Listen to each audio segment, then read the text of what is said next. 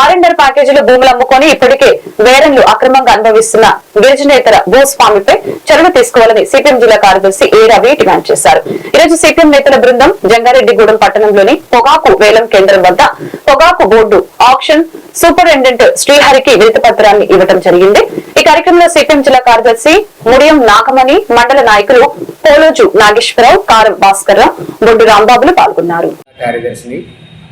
ఏలూరు జిల్లా బుట్టాయిగూడెం మండలంలో అలాగే పక్కన జీలింగులి పోలవరం మండలాల్లో కూడా పోలవరం నిర్వాసితుల కోసం భూములు కొనుగోలు చేశారు.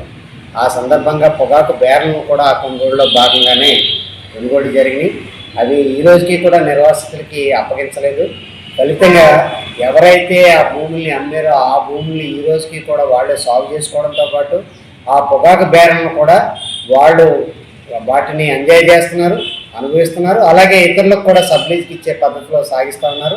ప్రత్యేకించి ధర్మామిలో ఇక్కడ కేటాయించబడ్డటువంటి ఎవరైతే నిర్వాసితులు ఉన్నారో ఆ నిర్వాసితులకి కొయిదా అనే గ్రామానికి సంబంధించిన నిర్వాసితులకి కేటాయించబడ్డటువంటి 437, 440, 436 సర్వే నెంబర్లో ఉన్నటువంటి ఈ బేరణలన్నీ కూడా ఈ రోజుకి కూడా ఇంతకుముందు ఎవరైతే భూములు అమ్ముకున్నటువంటి గిరిజనేతర భూస్వాములు ఉన్నారో వాళ్ళే దీన్ని అక్రమంగా అనుభవిస్తూ ఉన్నారు.